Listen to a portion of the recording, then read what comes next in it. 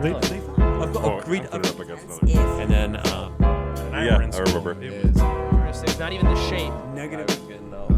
Mentally ill. Mentally Did disabled. a special effects agency. Oh my gosh, we just had a 45-minute conversation and we thought we were recording. It was a juicy conversation. It was a great conversation. And We were recording, but we weren't recording the audio didn't record. So we have a 45-minute conversation of us talking with no audio. So welcome back to the Clerc podcast show. Hopefully this one you can hear. We have a good episode for you this week. We would like if you could leave us a review on iTunes if you're listening. If you're watching on YouTube, give us a like or subscribe. We do the podcast for free. We don't make any money off of it. So the number one way to support us is supporting the podcast through reviewing and subscribing. Helps us out big time. And if you have any ideas for guests or topics, you can comment that or find us on Facebook. This week on the podcast, though, Colin Clerc producing. Hopefully watching the audio when he's producing over there. I'm watching the levels now. It's a good life lesson there. And joining us this week, Trent Wyczawski for the second time. Yeah. I'm sure we're going to be having a lot of the same conversations here, but maybe we can tweak it and even make it better. Yeah, whatever comes up. Trent, you said you were from Windham, or not from Windham, from Minnesota. And you said you moved to Baltimore when you were young. Right. You want to kind of talk about that a little bit and talk about growing up in Baltimore, because we've been all over the country before. Me and Colin have been, we're into urban exploring. And so we've been to a lot of bad cities. We've seen a lot of bad areas.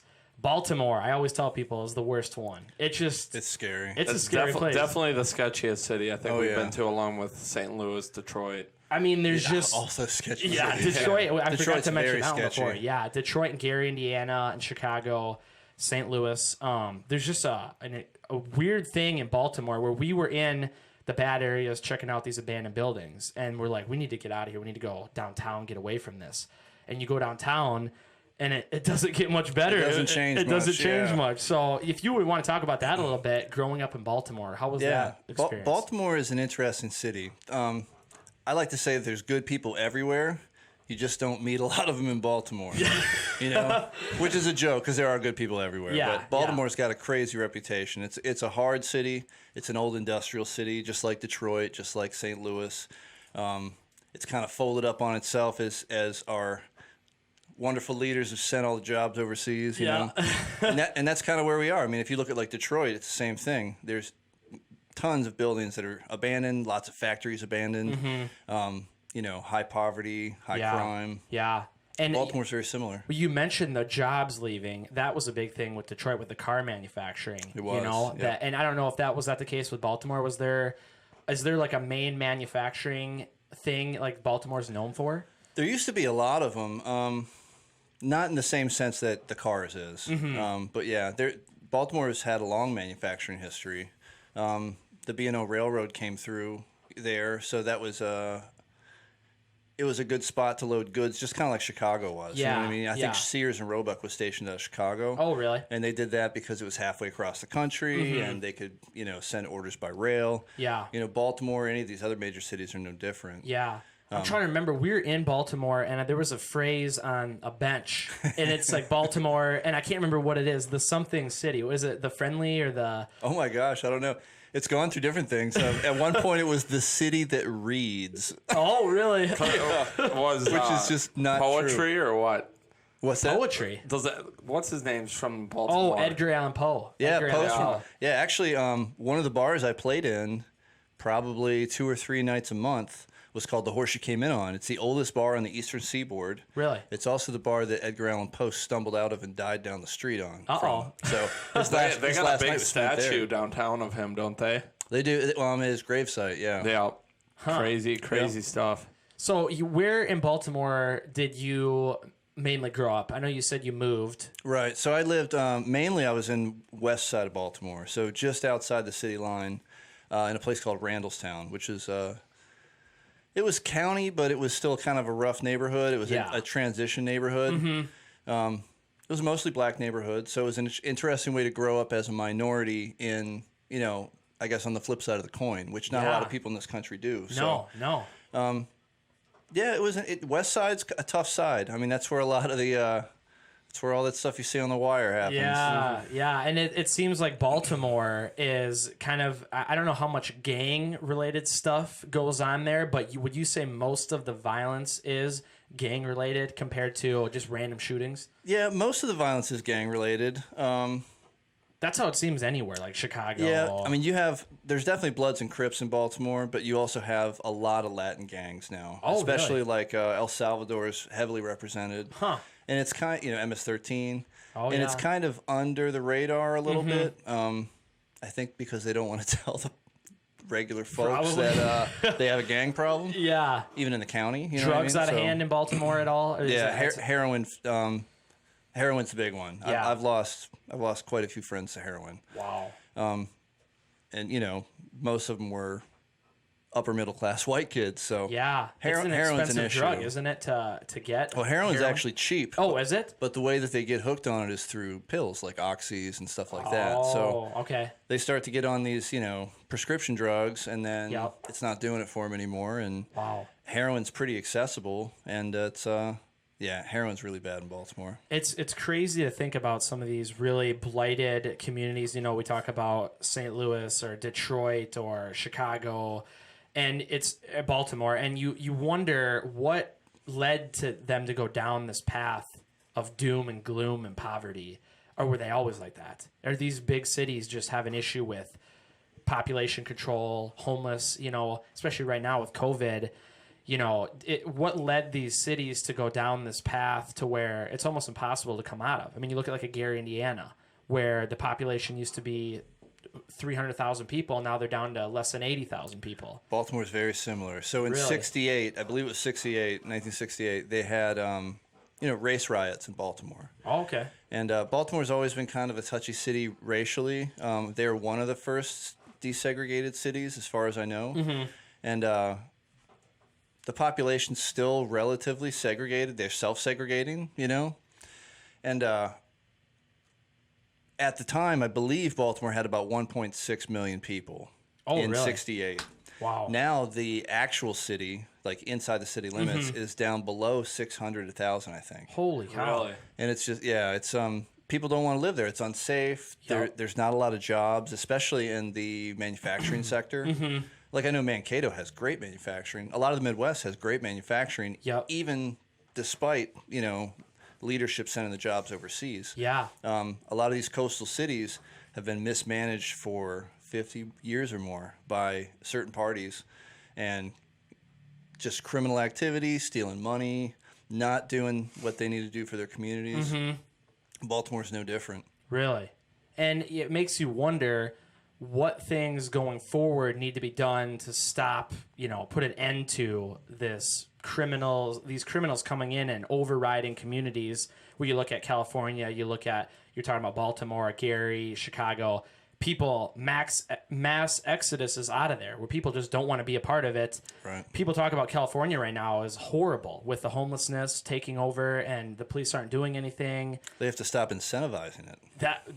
Is that the big thing? Is that what it is? If you're giving people a reason to, if you're giving people a reason to show up at your door for free shit, Yep. and They're gonna be there. They're going to be there. I mean, look at Vegas. Vegas has, I can't speak, modern day, but I know throughout the 90s and into the early 2000s, Vegas had like the highest homeless population in the U.S. Really? It makes perfect sense because there are tons of people there with disposable income. Yep. More food than you can eat in these dumpsters. I mean, there's massive tent cities. I mean, it's like, and it's in the desert, so Yeah. the climate's pretty good. Yeah. I mean, I traveled to Austin, Texas too for some of the tattooing I do on the side for medical tattooing. And Austin has a massive homeless population. Yeah. We were you don't down gotta worry there- about winter. You don't got to worry about winter. We were down there 3 years ago now in January, and they had an ice storm. And it shut the city down, which is hilarious because, Minnesota would laugh. But it shut the city down. Yep. And my buddy Paul and I were out trying to find food, because we couldn't go to work that day. Yeah. And we're walking around, and it's like an episode of The Walking Dead. Like, there's believe it. nothing but homeless people out there everywhere. It's crazy. And not just homeless people, but homeless people tweaking. Oh, because yeah. they can't get drugs or they're on them, and it's just Yep. You ever heard of Flocka before, the drug? Yeah. That is some scary shit when they're running around. That's not down in Texas, though, too bad, is it? I thought it was more of a Florida's bad, Florida but thing. it's spreading across the United States. I've seen it's even got up to Minnesota. I've seen things in Minneapolis where police have had to shoot people because they're on it. And I wouldn't be surprised. you need to almost shoot them multiple times because when you're on that drug, you don't feel pain. You don't feel anything. It's like PCP. Yeah, exactly. I've seen people run into like car windshields and get right back up and keep running, and it's like scary. Like It's entertaining. you say, it is entertaining. It's entertaining. Don't get it to an NFL player running back. Oh gosh, I mean it's entertaining at the same time, but I could imagine being in one of those situations where you find yourself face to face. Took that guy in Florida that got his face eaten off by another guy who was on either PCP or bath salts or That's Flocka. that's some zombie type, dude. Oh, absolutely. That way, when you Absolutely. say Walking Dead, that's what it is. It is, yeah. Modern day zombies are these people that are on these opioids or whatever, these extremely dangerous drugs.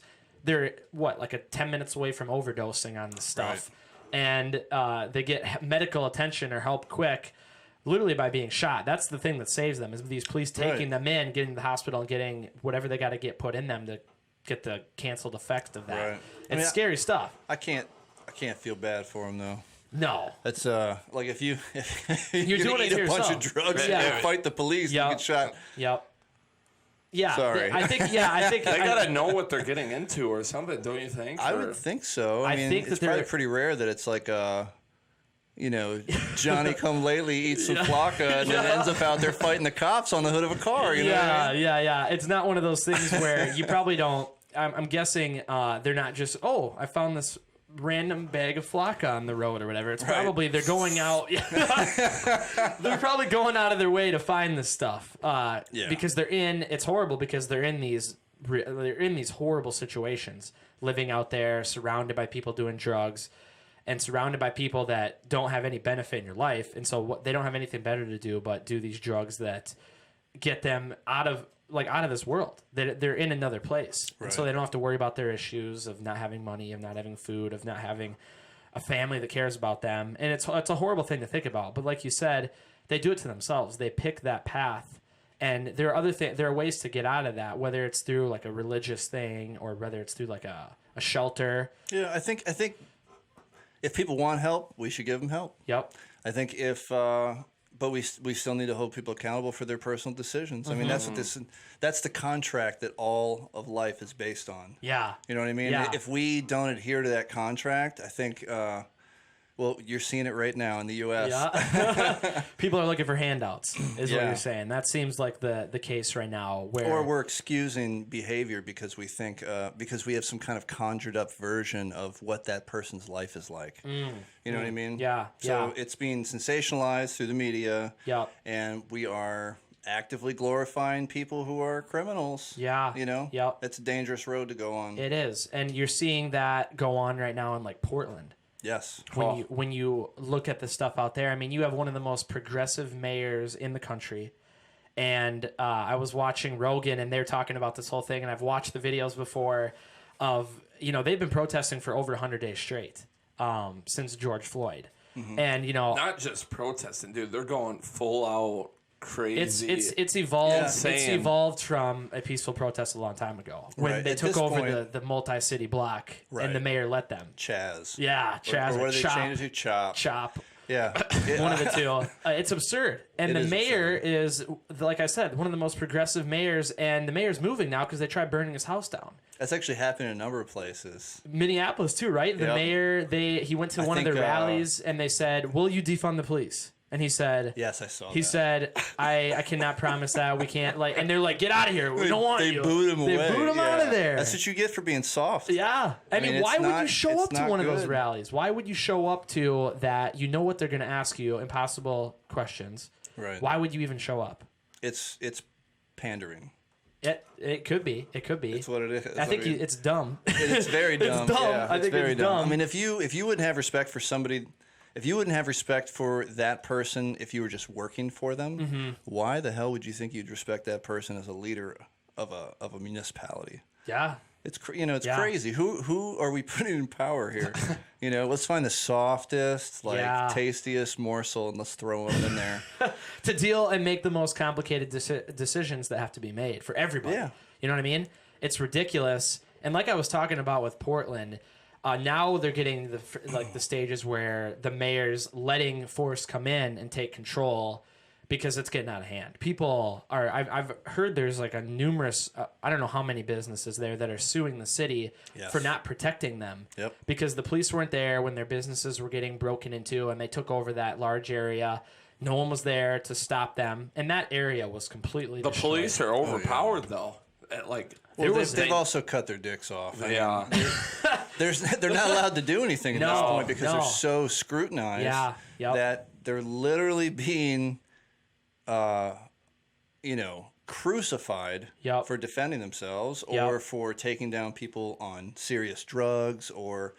I mean, there's stuff that's happening right now that we're not going to hear about until they decide they need to cherry pick one that we can all be upset about again. Yeah, exactly. Yeah, and I mean, some of these, because I don't want everyone to get all mad. Some of these cases where police use excessive force, obviously, is ridiculous.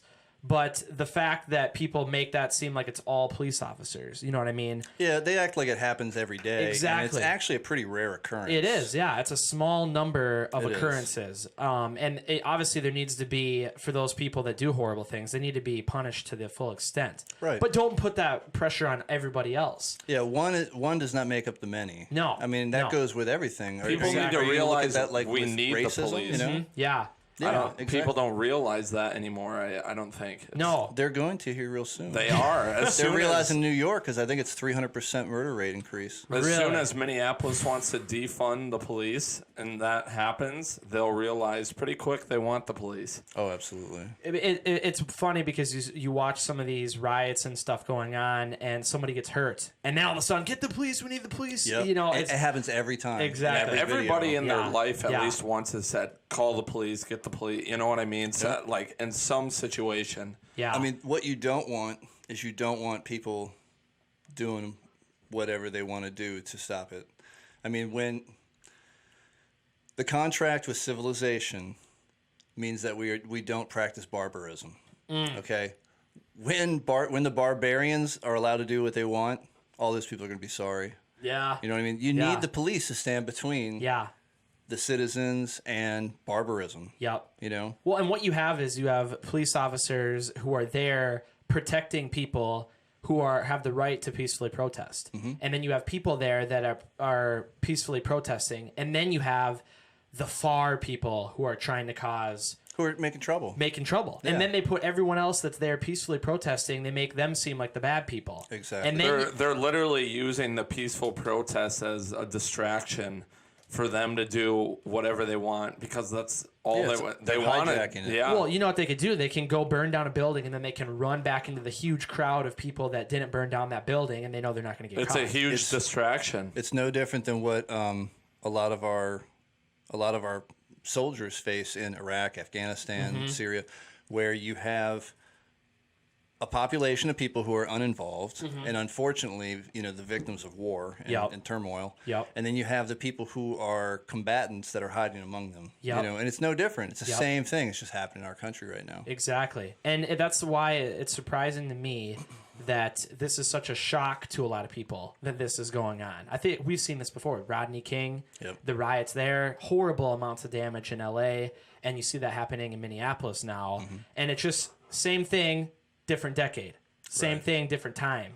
It's like, when are things going to actually go on and like get better? Or, maybe they are, and maybe people just start taking things out of context and the media makes things worse.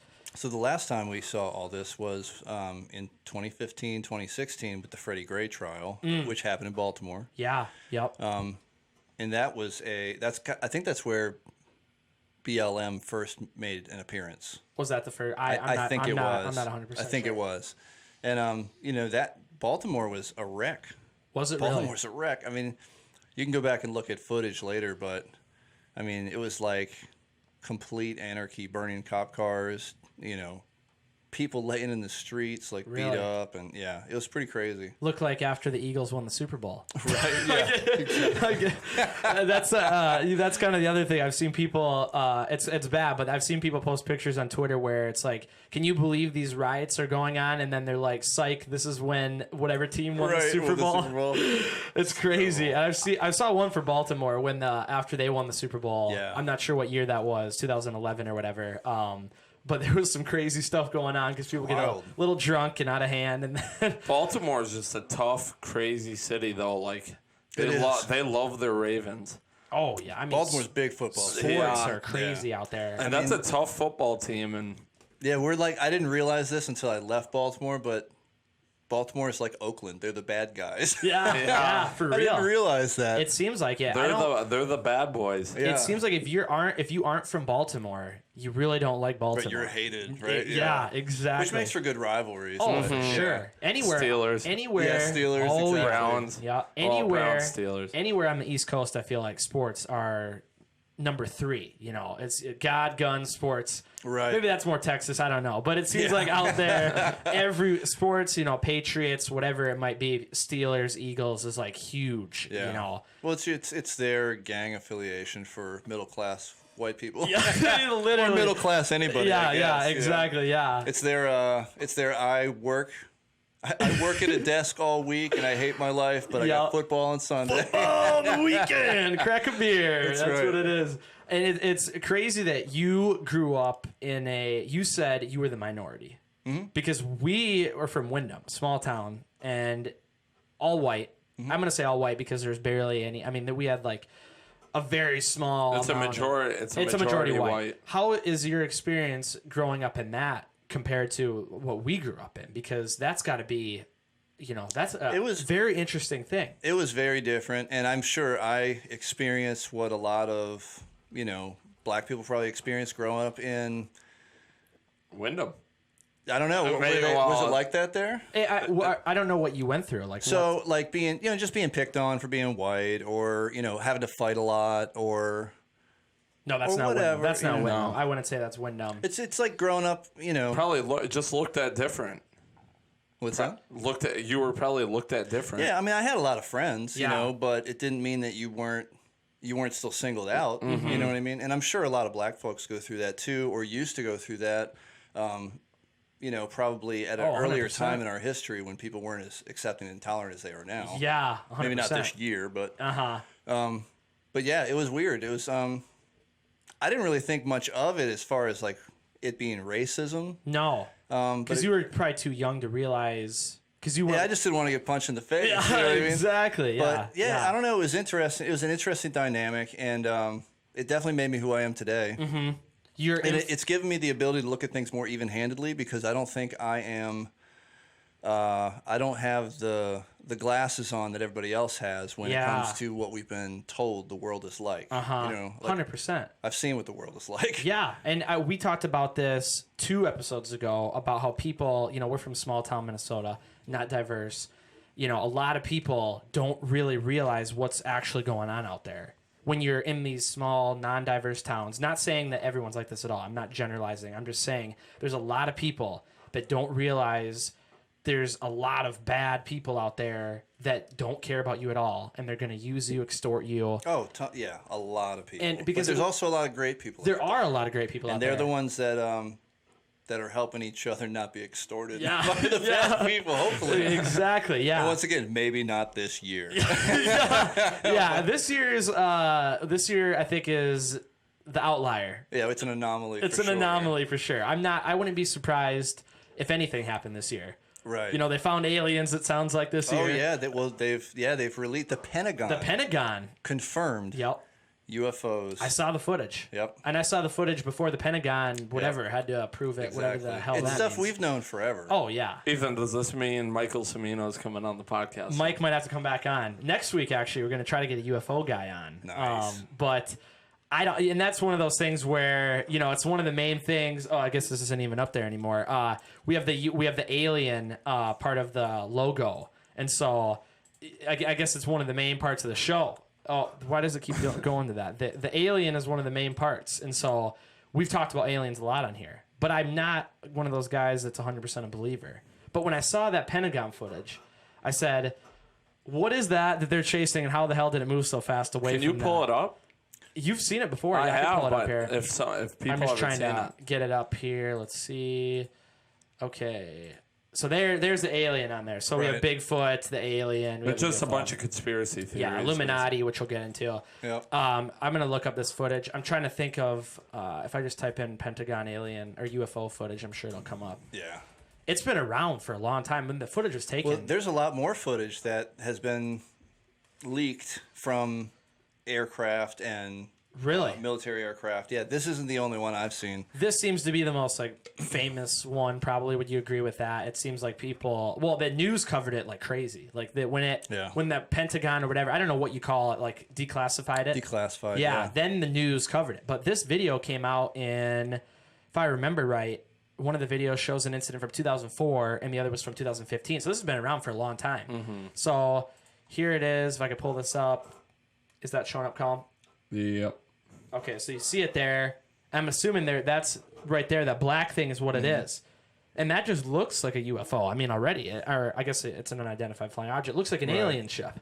Yeah, but you got to think. I mean, that is definitely a military interface we're looking at. Yep. And if they don't know what it is, Then it's something. yeah, It's I something. mean, because they basically know what everything is. You know what I mean? Yeah. I think that in the video, though, the thing just... This is the one I like. Okay. Look at how fast it's traveling. They can't even keep They up with lose it. it with their. And these are the jets that can fly the speed of sound. Yeah. You know, beyond speed of sound. Exactly. Yeah, and look at that. They're tracking it, and they're above the ocean here, if I remember right. Whoa, got it. They tracked onto it somehow. Look at that. Yeah. These military people don't even know what's going on. I mean, there's lots of footage of stuff that's happened. You know, that's out there that I didn't know that doesn't there was... make any sense how or why it's like breaking the laws of physics. Mm-hmm. At least our laws of physics. You know what ruins it for the alien, the people that are really deep into it? You have all this fake footage out there, and you have all the people that are the tinfoil hat guys. You know, like Right. they'll believe anything. You show them a video of a green guy walking around, they'll believe it. Right. So then that disproves any footage like this that could be real. Well, I think you have to look at everything objectively. Yeah. You know, so with the mind of a skeptic and a scholar, I think if you just, you know, if you look at the people that are nutty that are pushing it, I mean, you know, academics wouldn't hold up in academics either. So No. I think you have to look at it with a trained eye. That's a good point. You know, we've had Mike on the podcast before, and he is part of. He's from Mankato. I can't think of the name of the group now that he's part of. It's the Alien MUFON, Mutual UFO Network. Okay, yeah, So I've heard of anytime that. there's an alien thing sighting around Cato, he's part of it now. He can also report them, or he takes the call. He can go out there and like interview them, write it all down. They put awesome. a file together and they add it to their website.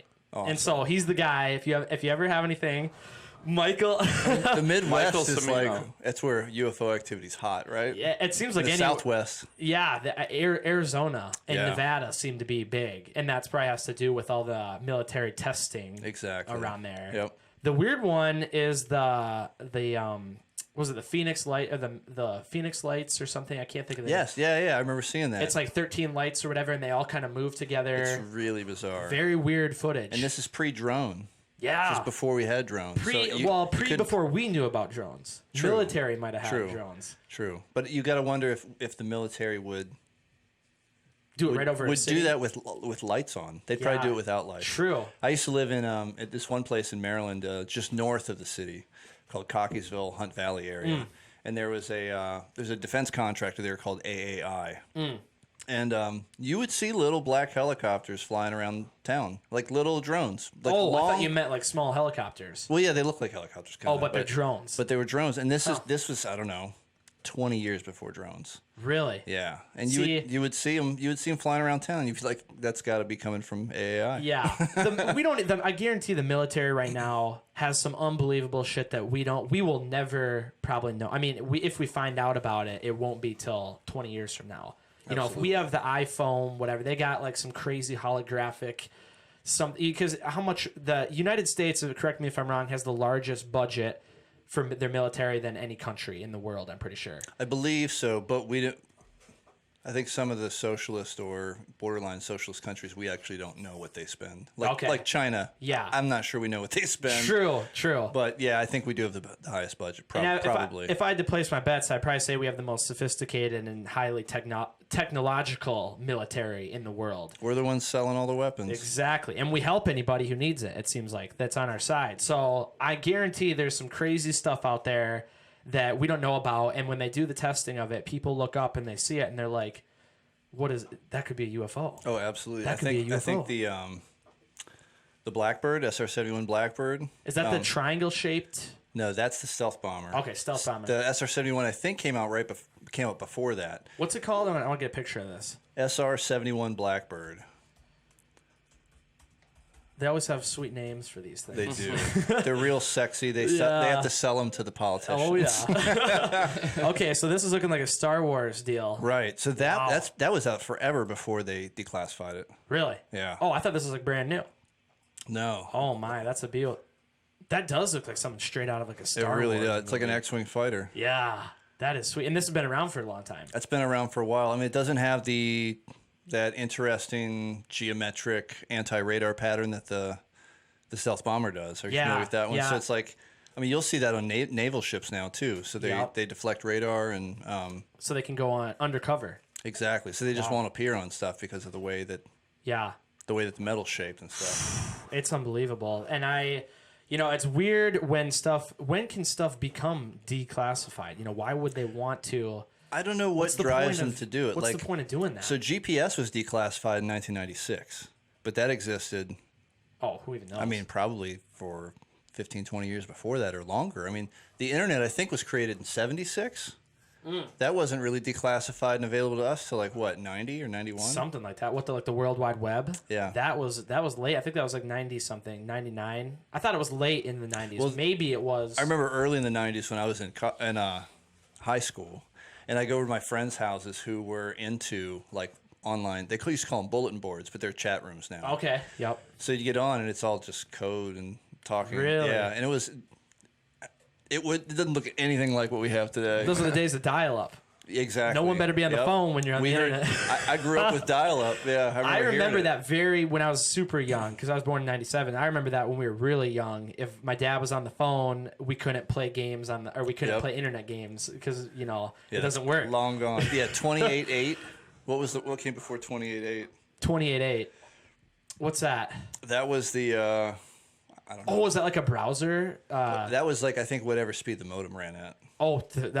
It was called I think it was called 28.8, and it was like an upgrade from something else. I just remember Internet Explorer was like the one back then, and now I don't even think Internet Explorer is around anymore. I think they just got rid of it completely. Does Apple still use it? Maybe. No, they use Safari. Oh, Safari. Safari replaced Explorer, I think. Oh, did it? Something like that. Huh. Explorer they did a lot of versions of Explorer, but yeah, they eventually just phased it out. Huh. I don't know too much about that kind of stuff, but the reason that we never even talked about this right away in the beginning. We kind of flipped this whole podcast around from the original conversation. I met Trent when I got a tattoo at Mecca, and I got the World Is Yours tattoo, and so yes, Trent is a tattoo artist because we never even mentioned that before. They're probably thinking you're a government conspiracy theorist. I am. This is crazy. We had a 45-minute conversation before, and now we've had a 33-minute conversation. And do we have audio? I've been checking it, okay, but it just shows how many different conversations we can have with Trent. We could talk for hours about this stuff. It's crazy. So tattooing, Trent, how did you get into tattoos? I mean, because I was an artist growing up, drawing stuff, but I never saw myself drawing on other people because I would always be too worried to mess up and then it's on them permanently. So how do you get into tattooing? So the way I got into tattooing was I was probably 15 or 16 when I started to be interested in tattoos. And back then it was like, it was a lot less popular. It was definitely a subculture. Tattooers were more of like a secret society, and they didn't just let people in. Yeah. It was you really had to prove yourself and show that you were going to be around, get tattooed a lot. They had to like you. You had to dedicate yourself to, whatever idea of friendship with the shop, Yeah. you know, that they had before they would even consider bringing you on as an apprentice. And then you might spend anywhere from 2 to 4 or 5 years, you know, apprenticing and then working for the shop and essentially paying your way afterward. Yeah. You know? So yeah. Huh. it was almost like, in a sense, a traditional apprenticeship, but then you're almost also paying it off working for them almost like college. And that's kind of the way it used to be. Yeah. Can anybody become a tattoo artist, or do you have to be like a licensed? It depends on the state. Oh, really? So what in Minnesota? How does it work? Minnesota is very regulated. Really? Like to a ridiculous amount. When I came in, Just like everything else. I was gonna say, it is, yeah. Minnesota's very regulated. so when I came here only 2.5 years ago, you know, I have at that point, you know, 15 years experience tattooing. Yeah. Okay. In Baltimore. In Baltimore, I've tattooed in Texas. I've tattooed in Boston at the Harvard Affiliate Hospital. Really? I've tattooed at a lot of these major plastic surgery centers across the country. So I'm not a newbie. Mm-hmm. They can look me up. They can see my, you know. Yep. They wanted me to do a modified apprenticeship with somebody who already held a license here. So I had to. So that's actually how I met, you know, the folks at Mecca. Yeah. So I went in and was like, hey, how am I supposed to accomplish this? You know, help me figure out your system. Yep. You know. Yep. So what I had to do was I had to do a number of tattoos based on time, record them, and then submit them all with the state with Really? release. Yeah, with like waivers, releases, and then I got the privilege to pay $450 every 2 years for my license, which we don't get any representation for. Really? Yeah, we don't get anything for that. So it's literally a crock of shit, pretty much, is what it is. Yeah, they just needed to make more money, and Yeah. they saw a Yeah. vulnerable population that couldn't really do anything about it, so they were Yeah. like, let's take their money. Yeah. That's horrible. I mean, it's America. Yeah. That's what they do. So you flip it, yeah. If there's something to be taxed or regulated or a license, you add that onto it and you make more money off of it. That's absurd. Yep. Now, it's funny, or it's not funny, it's interesting hearing about how tattooing almost is like a fraternity, kind of the way you talk about it, because you got to kind of work your way up and you kind of have to. It used to be. Not anymore, though. Not anymore. Now it's just you have the money and you can pass your little time test Well, and you're a tattoo artist. I mean, I'm sure that if you had a couple grand in your pocket, you could go find somebody somewhere and just give them the money and have them sign off on your sheet, and then you file with the state and get your license. Yep. I'm sure that exists. You Oh, know? yeah, of There's course. a black market for everything. Oh, yeah, yeah. And there's always under the table deals going on. Absolutely. Yeah, yeah. I mean, also, almost anything you want to know about tattooing is on the internet now. Oh, yeah. Back in the day, it was very closely guarded by the people who ran the craft. Mm-hmm. And that's why you spent your time to try and get in good graces with these people so that they would open up and start to give you, you know, information. Yeah.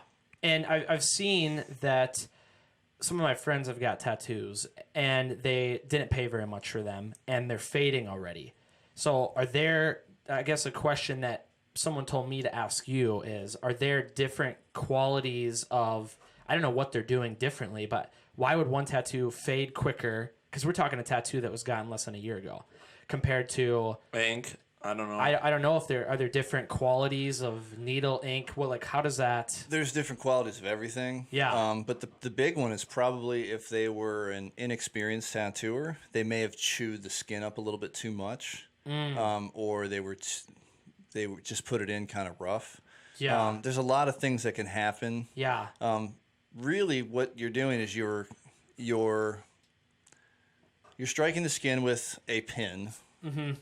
That pin goes in with pigment on it, and when it withdraws, the skin's elasticity essentially pulls the pigment off, and the pigment's deposited in the unchanging layer of skin, the dermis. Underneath your top layer, where like dead skin would be. Right. So you have a layer of skin that is regenerating and kind of you know recycling, and then you have a layer that's not changing, and that's where the pigment's deposited. And then the body works on it through the lymphatic system for anywhere from 3 to 6 months, trying to expel the foreign matter. Yeah. Which isn't, I mean, it's not unsafe for you, but the body's trying to work on it. It's trying to get it out. It's trying to take Right. the ink out of you, just from Right. natural healing process. So then what it does is from the way I understand it, then collagen is built up around the columns of pigment, and then it's in stasis. So the body's kind of quarantined it, and then that's where it lives. And then it can only be destroyed by UV light or just the aging nature of skin. So sunlight affects Sunlight definitely affects it. how bright or sharp it is, or It'll just start to work like the so being bombarded by UV rays kind of breaks up the pigment, I guess, and as the body's able to process the pigment, it fades. So what's the typical age of a tattoo? I mean, people have them forever, they say, but what is the age where a tattoo will stay sharp enough where it looks decent until I've seen old people and they have tattoos and it's like. Right. Pretty, he has that look. It depends on when the tattoo was done, the age you were when it was done. Yep.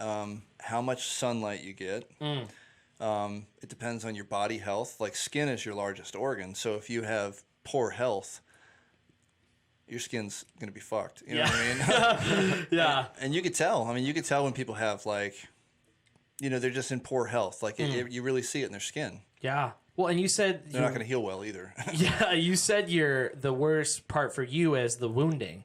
Or didn't you say that before? You said something about the the healing. Yeah, Yeah. the healing, not wounding. I just hate healing them. Really? Because I feel like when I don't have anything big, but when I got mine, it wasn't bad at all. What are some of the complications that come from the healing? Because it's an open wound, isn't it? A tattoo is It is an open wound. Yeah. So for depending on your body, it's different for everybody. But Yeah. you generally begin after you finish getting tattooed. Obviously, there's a little bit of blood, but it's mostly plasma that's kind of seeping out because every hole you poke in the skin, if you're a good tattooer, you're hopefully filling with pigment. Okay. Yeah. So if you're running too fast, you're poking too many holes that aren't getting filled. You chew it up. More, there's more plasma seepage, and I guess you could have healing issues. Plasma is what makes scabs. So that kind of sits on the skin, crystallizes in a way and forms a scab. So you're washing that off. For most people, it's about 4 days. Yeah. That it leaks a little bit. You know what I mean? Or weeps. Yep. And that's where you're taking care of it. You're kind of washing it, and you're trying not to let it touch anything. Like, don't tell me my tattoo's infected. What did you do to me? Where did you go? I went to the bar for 6 hours and rested it on the bar after I left the shop. Stuff like that. I mean, you're going to pick up stuff in the environment too. Yeah. So you have a semi-open wound.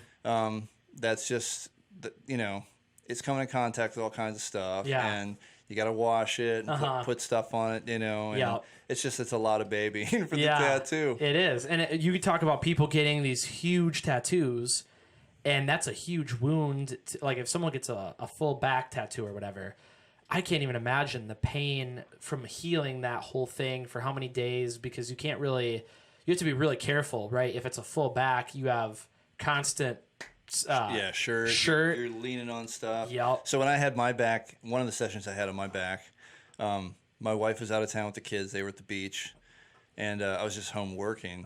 And normally I'd just cover up large spots of, saturated color or black or whatever with saran wrap overnight, just so it wouldn't dry out and stick to my sheets or my shirt or whatever. So I woke up and my shirt is stuck to my back, like full on stuck. So I get in the shower with the shirt on, and I'm trying to get it wet and soften that scab-like stuff. And I eventually separate it from my body, and it pulls all the top layers of skin with it. So then my back is just a mess. And then it leads to an infection. And then it was this big, scaly, so... That's brutal. Yeah. How'd the tattoo turn out, though? After all that? It's still got it's a big light spot there because we haven't done anything else with it. Oh, really? Yeah. It's still not done. I'm lucky it did heal smooth, but it took a while. And I don't think it would do that now in my 40s. You know what I mean? That's the other thing. Right after I got mine, you could see like the ink, almost like you could feel it. And now it just feels like a part of you. How long does that normally take to when it's like you can feel the ink, and then it's like it feels a part of the skin? Well, the first portion of it, it's you're tattooing a column of pigment through that top layer of skin as well. So Generally, a tattoo will peel like a sunburn kind of, and that's that top layer of skin kind of coming off that's been destroyed or messed up. And then over time, as it settles into your body and that collagen is kind of surrounding the pigment, and it's going into stasis. It should smooth out unless the tattooer dug you out and you got scar tissue, which is still possible. But good tattooers, it's more rare, I guess. And I feel like I went to a couple different places before I came to Mecca. Because Mecca's in a house, so I didn't even know about where that was. I went to Cactus first. I went to a couple other places. I looked online, and I feel like you can kind of check on what places it is, how good your tattoo is going to be by the price. Because I saw a couple, and it was like starting at $25. I'm like, that's cheap. That's cheap as hell. Right. And then you go to, I think Mecca was like what is the minimum, like 100 or something? Minimum's like that? 100. Yeah. So you kind of know you're going to be getting a quality, somebody who's got experience and somebody who he cares about it and is going to do a quality work. And people want to be cheap with it, but this thing's going to be on your body for a long time. Right. Why would you want to be cheap with it? How old are you when you get the tattoo? Yep. How long do you plan on living? Yep. Divide the number of days you plan on living by the cost of the tattoo. Yeah. And that's a smart way to do it. That's what you pay daily for that tattoo. That's a smart way to do it. Fractions of a penny, probably. I just can't imagine anyone want to be cheap with a tattoo. When it's People on want to you. be cheap with everything. Yeah. I'm a cheap guy, but I said... You forget what country you live in? One of the things we never even brought up in our previous unrecorded conversation, which is something I wanted to talk to you about, is reconstructive breast tattoos. Because I saw that you did that. I was checking out your Instagram page. Yep. And it's something that actually hits home because our mom died of breast cancer when we were younger. And so when I saw that you were doing that, it was something that really impacted me. And I'm sure Colin doesn't even really know what we're talking about here. But from what I could get out of it, I'm not 100% familiar, but it looked like the nipple was missing. And so you tattoo a nipple on. Is that what it is? Yeah, that's correct. So there's different paths through breast cancer reconstruction. And there are some different final states, I guess, that people end up in. And after reconstruction, whether it is autologous, which is using your own body's tissue or fat, or whether it's an implant reconstruction, or or even just foregoing reconstruction and having a flat chest, basically. Traditionally, the nipple's taken off. Wow. They have been doing nipple sparing mastectomies for the last 5 or 6 years. But there's a risk, and it's a calculated risk depending on the doctor and depending on the institution that you're going through and their level of skill and everything. But most of the time, they don't have anything there. So it's amazing what looking in the mirror and not seeing a nipple does mentally. Yeah. People don't feel like they're finished. They don't feel normal. I hear a lot of women tell me that I feel like Barbie, like a Barbie doll. Yeah. And so we tattoo, kind of a graphic representation of a nipple. Like a 3D look to it almost. Yeah. If I could pull some of it up too, I mean, I don't know if that'll get us in trouble at all. You can go to my website, yeah. Yeah, what do I look up here? It's just my Trent Wyczawski. How do you spell your last name again? WYCZAWSKI. Let's check it out here because I saw these on your Instagram. I'm like, that is unbelievable. And it's such a great thing, too. And I'm assuming you travel around in different hospitals and do that, or do people hit you up independently? I do both, actually. You said you were at a hospital, so that's what kind of made me think of it. You said you went to a hospital to do that. Here it is right here. 3D nipple and areola. Am I on the right page here? Yep. Yeah, wow. Yep. So there's tons of examples there. And there's lots of variety of procedure. So this person... only one of them. That's they had a unilateral mastectomy. The right... Oh, I'll go back to that one. Yeah. The right side, there was a periareola incision made, and it was a lift done, because you could see that there is a scar around the areola and nipple complex. Yep. And then the left side is a reconstruction. It looks like it's probably an implant reconstruction. Wow. But they needed a tattoo. That's unbelievable. How did you get into doing this? Like, what impacted you to do get into this kind of thing? I mean, it sounds crazy. So there's that famous street shop I worked at, Little Vinny's Tattoos, the West Side location in Baltimore. Vinny Myers is a very well-known tattooer, especially from the 90s. He, at one point, probably had more back pieces on covers of magazines than any other tattooer. Really? And I kind of grew up looking at his stuff in magazines. Wow. And he was approached by a surgeon from Hopkins, and traditionally they brought in cosmetic tattooers to do this, I think since like 79 or 1980. Oh, really? Because back then, all the tattooers were bikers, and nobody really wanted to send their mastectomy patients to go up to a biker shop. No. So they kind of brought in cosmetic tattooers. And all those years, they really didn't do that great of a job. They kind of misunderstand a lot of the points of tattooing permanently, and their equipment's very different, and pigments are very different. So this doctor contacted Vinny, or met him at a party or something, and was asking, hey, could you try and fix a couple that we've done, So he said, sure, So they sent some people. He kind of fixed them. Finally, they sent him somebody who was a blank slate. And Vinny kind of did what, a thoughtful tattooer would do, and he created, a semi-portrait of a nipple. And that just blew everybody's mind. They couldn't believe that was something that was possible, especially based on what they were doing previously. And eventually he tattooed a famous nurse navigator from Johns Hopkins named Lily Shockney. And she kind of goes around the world and evaluates where certain countries are in their medical path with breast cancer, and they try and figure out how to bring them up to the next level. Wow. So she's a very important person. Yeah. Unbelievable woman. So Vinny fixed her tattoos, and she basically said, how busy do you want to be doing this? And he said, well, I just really want to help. It's, we enjoy doing it. Floodgates open. Next thing you know, it's, there's media come from everywhere, other countries, this woman, Caitlin Kiernan, came down from New York and did a huge piece. Wow. We had the Today Show come.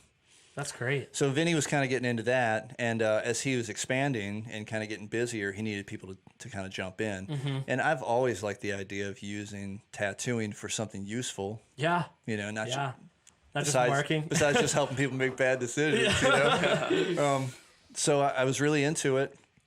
And I came on board and started, working with him and stuff. And wow.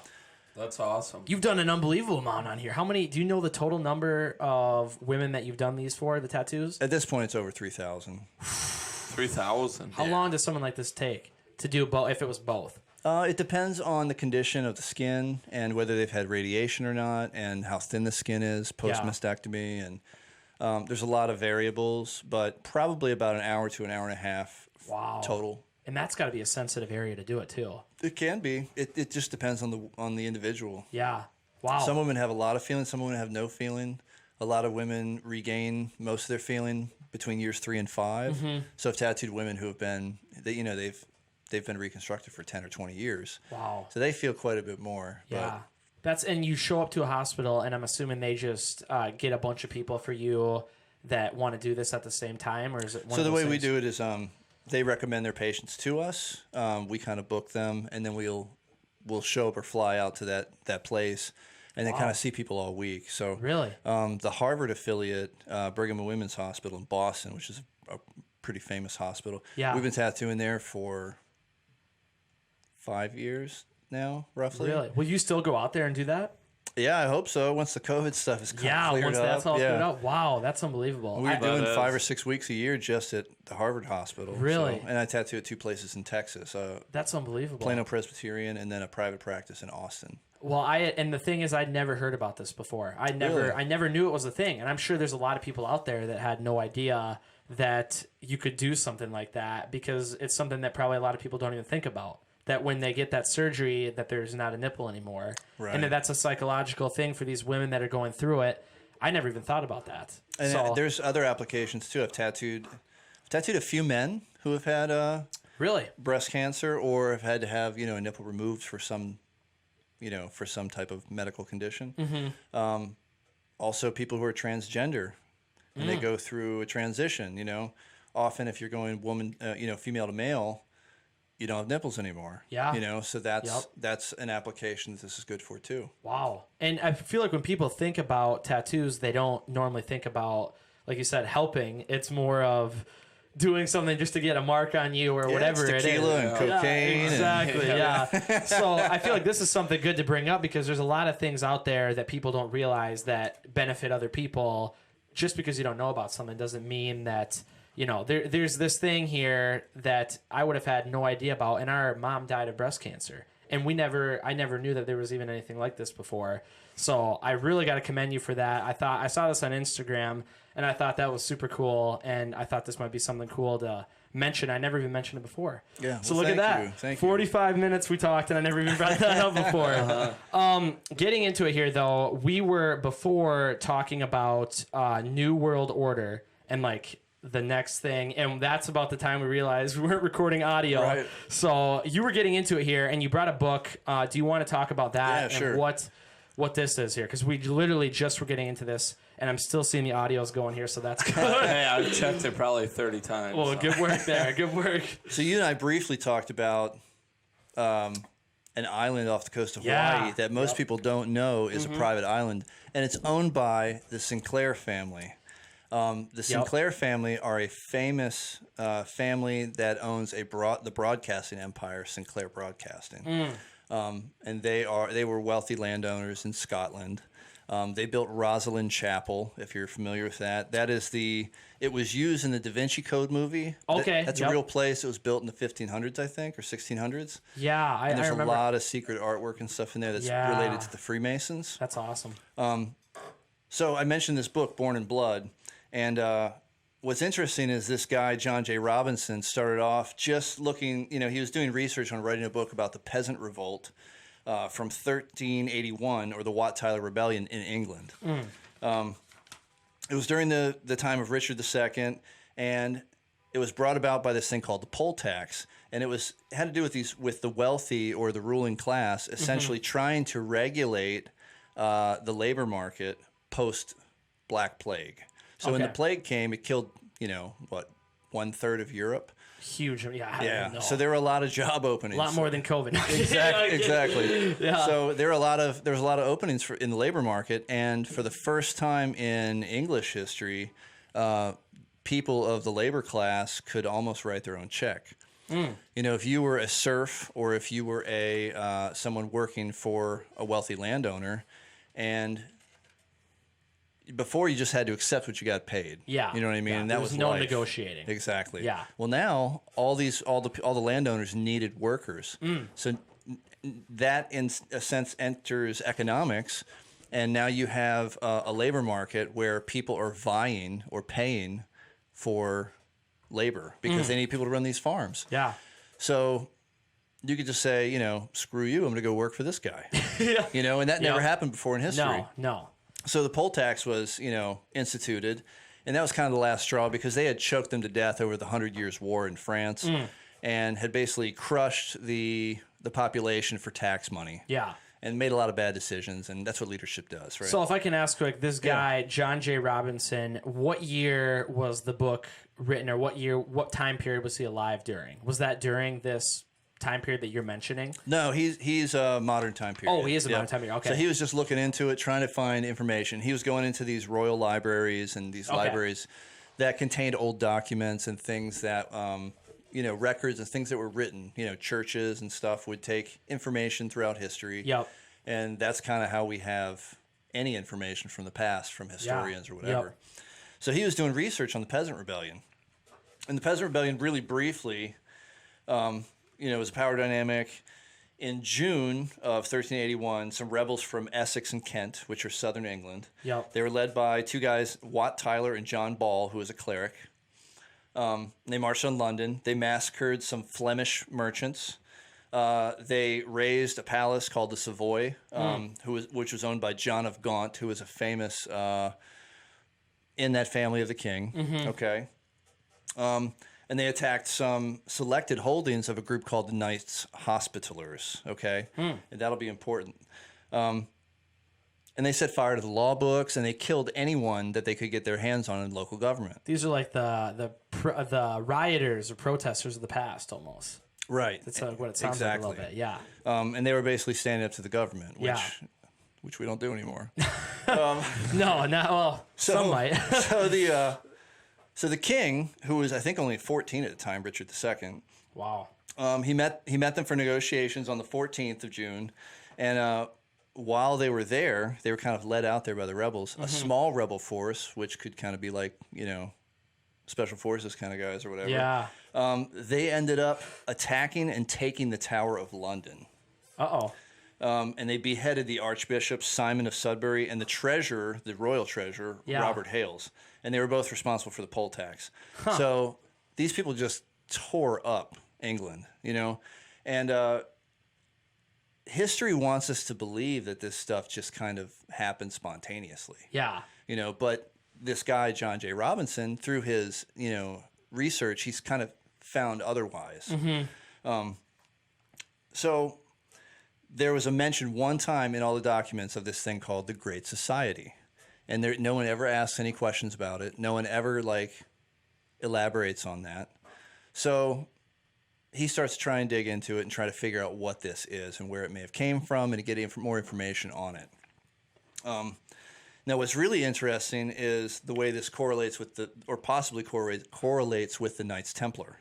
Ooh. So the Knights Templar was founded as the Poor Knights of Christ in 1119, okay? They were disbanded in 1312, which is 69 years before this rebellion. Yeah, didn't the Catholic Church get rid of the Knights Templar? Yeah. If I remember right. Yep. So King Philip IV of France owed them a lot of money because they were essentially kind of the first world bank. Yeah. People would deposit money with them. They'd protect them to the Holy Land, and they could make withdrawals. Yep. Okay, and they'd also, have general banking, I guess. So King Philip basically had Pope Clement V under his foot and convinced him that the Knights Templars were evil and that they had to go. Yep. So they colluded in that sense. And then that's why we have Friday the 13th, because on Friday the 13th, they rounded up as many of the Templars as they could. Yeah. And Jacques de Molay was the head of the Knights Templar at the time. And they were imprisoned and eventually executed. But Friday the 13th is an unlucky day because of that. Wow. So that's kind of where that comes from. You're telling me it didn't start with Jason Voorhees. He's just later a link in the chain. Yeah.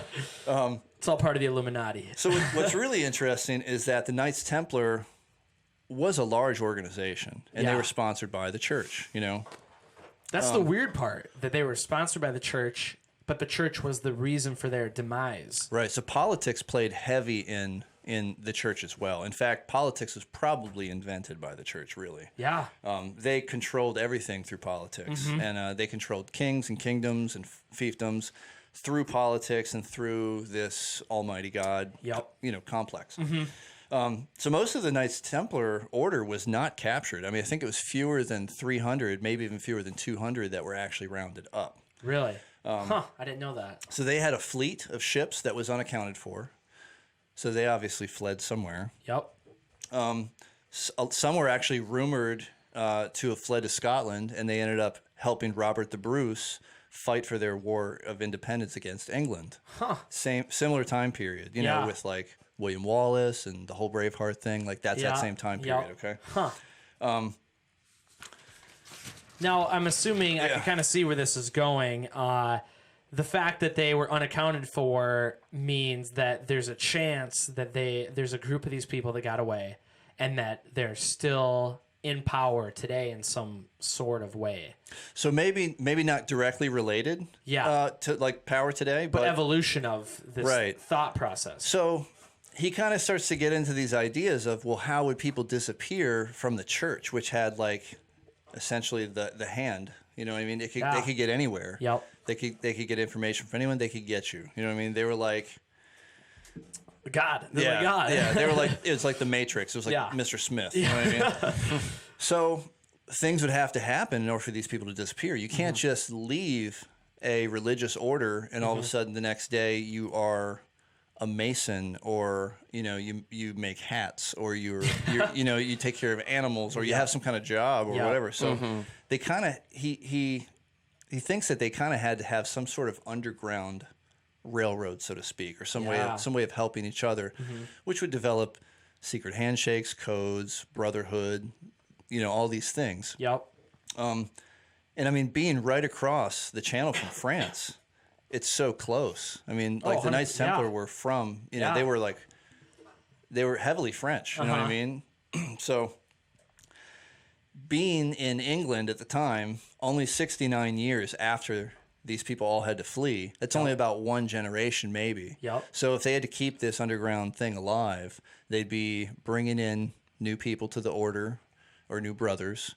They would be teaching them the ways. They would be teaching them the secrets and how to successfully hide and keep their order secret. Wow. Which is really interesting because the first manuscript that they have for Freemasonry that proves the existence of it, I think, is from 1390, and they think it was recopied. 1390. It's called the Hallowell manuscript, and he was the person that basically deciphered it, I believe. But it's called the Old Charges, so it's I think it's 700 lines, and it's all about the way you're supposed to act, Really? essentially as a Freemason. And Or as that a would have Mason. been about the time period, you said, a generation after the end of the original group. Right. Yeah, So a generation or two, depending on how It you kind of look at lines up right. It does. Yep. Ah. And Freemasonry was not revealed to the world until 1717 in England. Yeah. With the beginning of the Grand Lodge of England. Huh. And England and Scotland have always fought about Freemasonry being started there. Yeah.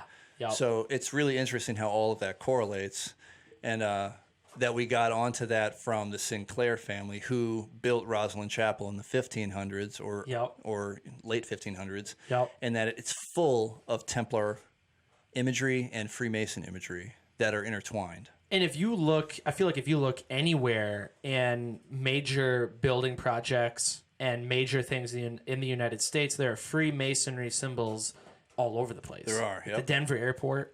Have you ever seen that? Yeah, Denver Airport's a weird one. Very weird. That's a really weird one. I've had the chance You spent kind of the whole night there, didn't you? Yeah, we had a layover. Oh, did you guys walk around? All night layover in the Denver airport. So He's we got a walked little around. bit of a video on YouTube, don't you? Yeah, At the end of the we did a video, little the last vlog. 2 minutes, you put some stuff in there. They have some weird stuff in there. The gargoyles, the paintings. That horse or Yeah, what? with the red eyes. The or horse whatever? with the red eyes. We went out there and saw that, and the sculptor was killed by the damn thing. Was he really? It tipped over and killed him when he Oh, I was didn't know building that. it. It's Yeah, like a Frankenstein. it literally is. And we saw the Freemasonry plaque from the Freemasons that came and dedicated the airport.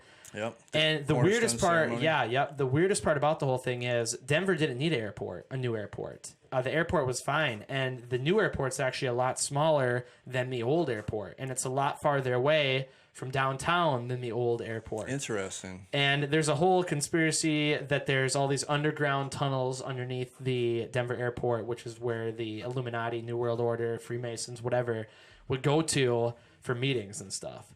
So I don't know where does he get,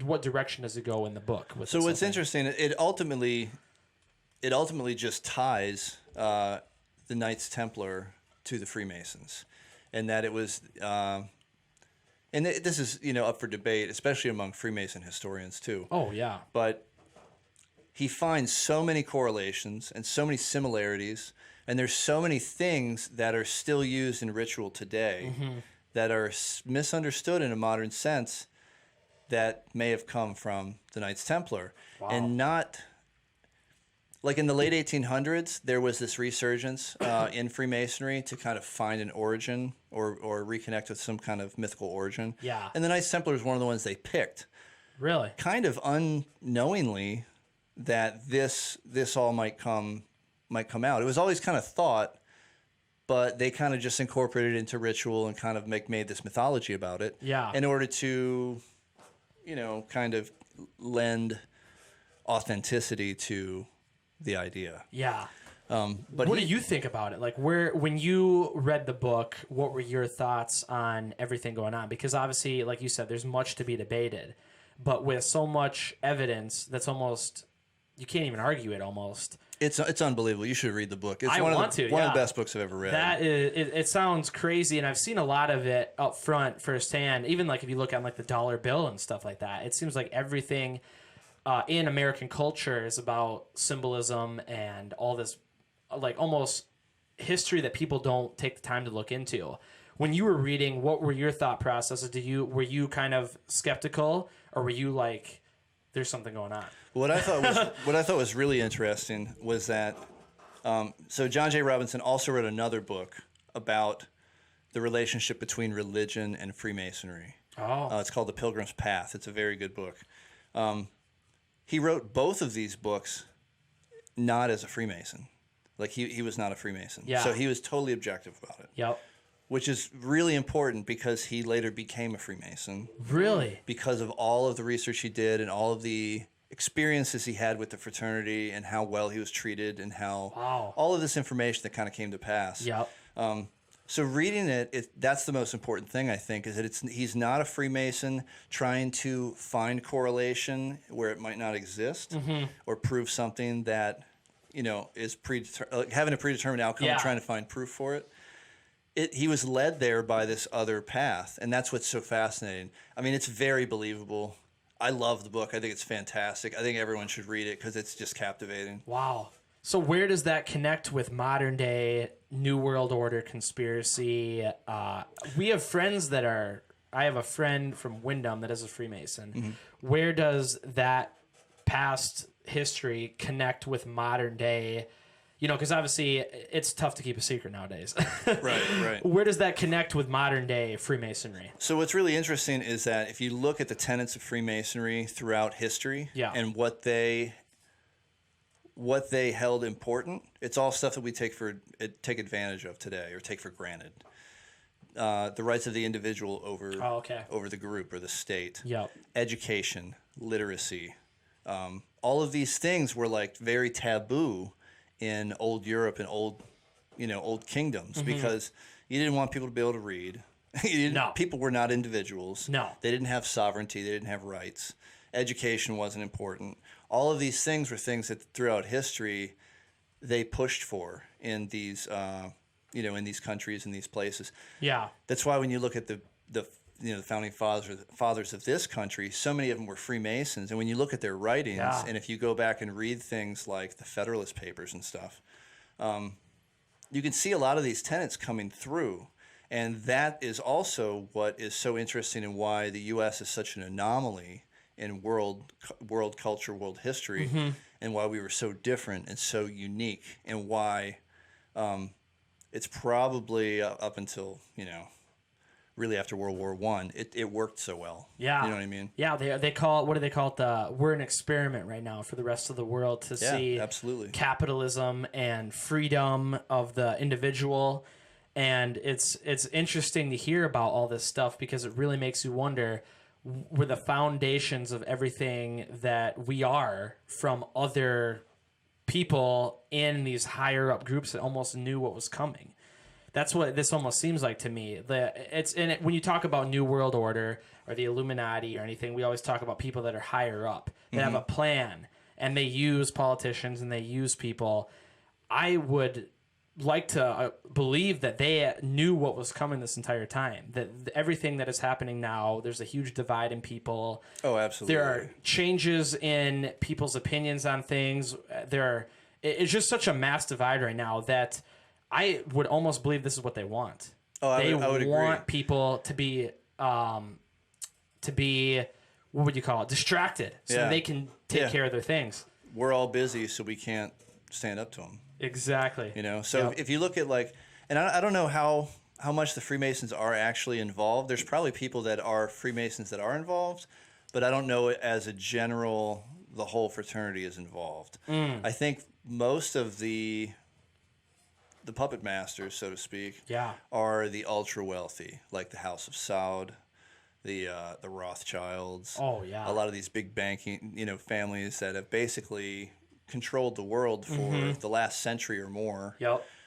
If you go all the way back to the Medici in Italy and some of these large banking families, they have bloodlines that extend today they just don't carry the same last names. You know what I mean? Yep. That's why I thought it was really interesting that island in Hawaii, when I looked it up after I had never heard of it until like a month ago, just happened to be owned by the Sinclair family. What are they doing on that? You sent me some information on that. What are they doing? You know, what the hell are they doing on this island out there? So there's not a lot of info about it, but what the fluff version that they give everybody is that there is the Wikipedia version. Right. There's a native population on the island. It's not very big. They're supposed to be relatively untouched, but not in the same way as Western Papua New Guinea untouched. You know what I mean? Yeah. These people, you know, they're involved with other people that come to the island and stuff. But they're allowed to kind of live out their lives in this, you know, tribal state, I guess. And no one's really allowed to visit until more recently. I think they lead tours to the island so you can go see it. But really, yeah, I'm just trying to wrap my mind around why the Sinclair family would own. They bought it from I think Kamehameha, back when Hawaii was basically absolved by the U.S. government. Yeah, I think it was 1912 or something like that. Way back. We picked it up, and then it became a state in '49. Yeah, I think. Was it Hawaii the last state? I believe so. I think so, yeah. The weird thing is, if people weren't able to go out there until recently, you know, what are they covering up? I have no idea. There's a lot of island shit going on these days, isn't there? There is. There is a lot of island shit What's going on. that one island called, Ethan, that all the high up people of the world go out to? And No. You're talking about Bohemian Grove. Yeah, that's Bohemian not Grove. an island. Yeah, that's in Northern California. Or is it Southern California? It's either Southern or Northern California. I can't. I thought it was an island. No. It's like it's a wooded area. San Dimas? It's somewhere in Southern California, I think. Okay, yeah. Southern California. Yeah, I was actually looking it up the other night. It's a very interesting. Alex Jones got in there and got some video saw that. footage. Did you see the footage? Oh, I've seen the footage. We talked about that on episode 3 or 4 of the podcast. Actually, I no. don't That's remember. I was watching one of your podcasts. Really? And I looked it up, and because I wanted to try and find it on a map and stuff. Either But, how- you've got like the Epstein Island. There's another island next door that was actually owned by the Bidens. I didn't know that. Yeah, I didn't know and that. that was recently sold by, I think, Joe Biden's brother. Oh, of You course. could find this stuff online though. Really? And it was I believe the island was used originally as a small military base or something for submarines or something. Really? And somehow they acquired it, and then it was sold within the last couple of years. See, and this is the kind of stuff I'm talking about. We're all so distracted by the protests and COVID and everything that there are probably major things going on that we have not a goddamn idea about because we're all sitting here arguing about whether we should wear a mask or not. Right. And then there's people out here that are doing major sex trafficking, major world things, and we don't have one idea about it because the media don't report on it, and we're all sitting here arguing about the dumbest shit ever. That's what they want. Like when I talked about before, this is all a predetermined plan. Absolutely. This is exactly what they want. And anyone who has anything to say about it or any real information gets slandered. Or killed. Or killed, yeah. I mean, at this point, or committed suicide. Exactly. Yeah, you can join the Clinton Club. Yeah. What do they call it? The room temperature challenge. It's horrible, and people want to deny it or call it a conspiracy, but all you got to do is a little bit of research, and you can find that there's some dark shit going on out there. There's always been dark shit. I mean, if you look at all these projects that happened through the CIA and stuff post World War II. There's always been crazy stuff going on. Even before that, going back to the times where the USA attacked itself. Oh, yes. False flags have been going around False for a flag long operations. time. What was it? Paperclip was Operation one Paperclip, Yeah. importing all the Nazis and giving them science We jobs got to and get stuff. another podcast with Trent here. With Trent very soon. I was going to say. We basically did 2 different ones tonight. Are we still recording audio? Damn it. Yeah. It looks like we're still good here. We're at 1:18 now here, so we've basically done 2 hours of podcasts. Trent, with Trent. we need to get you back on here soon, and we need to get into some deep conversation. I really appreciate you though coming tonight and doing basically 2 podcasts. 2 podcasts. 2 podcasts. I do apologize to both of you. No. I was so intrigued in the conversation that I lost notice of the audio levels. To be honest with you, I don't have a lot of friends here, so it's nice to just hang out with some people. Oh, no, we really appreciate you coming, and your knowledge on this stuff is awesome. And I would, if I could borrow that book, I would love to read that if you're not reading it at the moment. Yeah, if you could just make sure you promise to get it back to me, because I don't think this particular copy's in print anymore. Oh, really? Yeah. I'm really interested in this stuff. The government made sure that you can buy like a kind of a crummy paperback version online, but yeah, I think it's a first edition. This is one of the originals here. This is the first edition, first edition. So Trent, thank you very much for coming tonight. I appreciate you sticking here to do damn near 2 episodes. Yeah, it's fun. And this second conversation, I'd say, was probably better than the first one. We really got a lot of stuff equally as good or better. The first one was good too. We didn't cover some of the same things, but we had a good warm up. We did. It was a good warm up. So Trent, thank you so much. Colin, great work. Besides the audio mishap there, but that's life. You live, you learn, and I appreciate everyone for tuning in tonight. We're going to be back next week talking about some UFO stuff. So we're going to have to really do our research, and I'm going to have to watch some of these videos, Trent. If you say there's more out there than this Pentagon video, I'm going to have to look into that. I'm going to have to watch E.T. again. If you guys want to watch something crazy to prepare for it, I think it's called Above Majestic. Above Majestic. Have you seen that documentary I have yet? not. I have not. It is outlandish.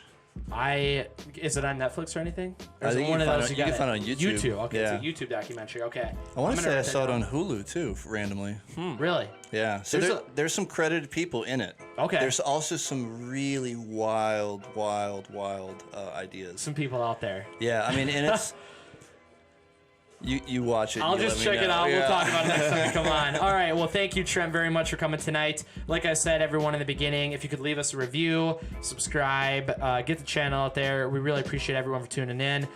This is an audio and a video podcast. Tonight it kind of felt like a video only. I'll stop giving Colin shit about it. So thank you, everyone, for tuning in. We'll be back next week. This is the Ethan Clerc Podcast Show. Agreed. And then I remember. It's not even the shape. Mentally ill. A special effects agency.